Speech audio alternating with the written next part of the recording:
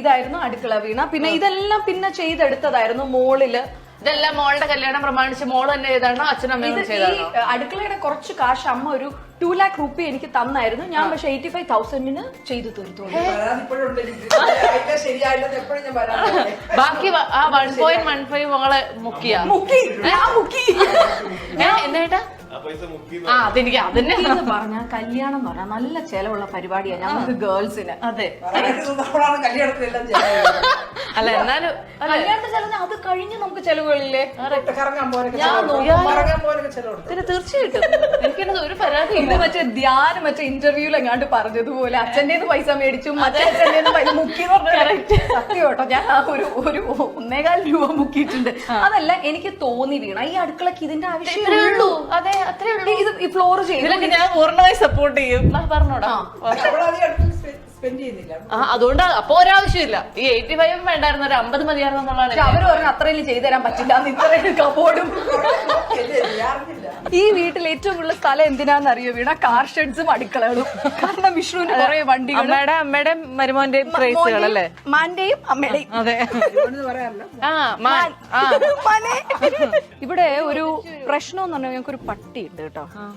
ഡിക്രൂസ് എന്ന് പറയുന്ന ഞങ്ങളുടെ പട്ടി. ഡിക്രൂസ് ഇവിടെ ഉണ്ടോ? ഡിക്രൂസ് ഇവിടെ എവിടെയുണ്ട്? നിങ്ങൾ എല്ലാരും കണ്ടപ്പോ ഡിക്രൂസ് മുങ്ങിയതാണ് സാധ്യത. ഡിക്രൂസിന് നിങ്ങൾ എല്ലാരും പേടിയാ. ഇത് നാടൻ കോഴിയാണോ? ഇത് എന്ത് ഇതിന്റെ പേര്? നാടൻ കോഴിയാണോ? അതെ വീണ മുട്ട എടുത്തോ.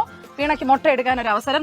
ഇത് എങ്ങനെയാണ് ഈ മുട്ട ഇതെങ്ങനെ ഇങ്ങോട്ട് വന്നേ? ഇത് ഉരുണ്ട് വരും വീണ. ഇത് ചെറിയ സ്ലൈഡ് ആണുള്ളത്. അപ്പൊ ഇത് ഇട്ട് കഴിയുമ്പോ ഇല്ലെങ്കിൽ ഇത് എന്നെ കുത്തും ചിലപ്പോ. മുട്ടലിട്ടോ? ഇതിനറിയത്തില്ല. ഇത് കാലൊക്കെ കൊണ്ട് ചിക്കിമാന്തിയൊക്കെ എടുത്താ ഇത് ചെയ്യും. ഇത് ഗ്രാമശ്രീ എന്ന് പറയുന്ന ഒരു വിഭാഗമാണ് ഇതിന്റെ ഇനം എന്ന് പറയുന്നത്. 3 മുട്ടയുണ്ട് കേട്ടോ. എല്ലാരും ഇട്ടിട്ടുണ്ട് ഇന്ന്. നല്ല ഒറിജിനൽ എല്ലാരും മുട്ട ഇട്ടിട്ടുണ്ട്.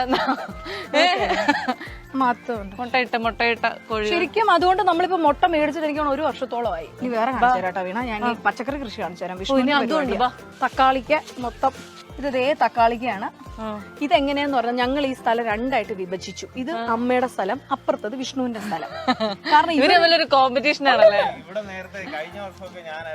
ഇവിടെ കൃഷി ഇറക്കിയത് വിഷ്ണു ആയിരുന്നു.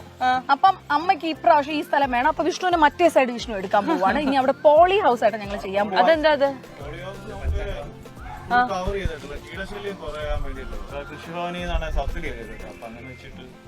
പോളി ഹൗസ് ശരിക്കും പറഞ്ഞ വീണ ഒരു 65-70 രൂപയാണെങ്കിൽ 50,000 രൂപ വരെ കൃഷിഭവൻ തരും. നമ്മുടെ സ്ഥലം വന്ന് കണ്ടിട്ട്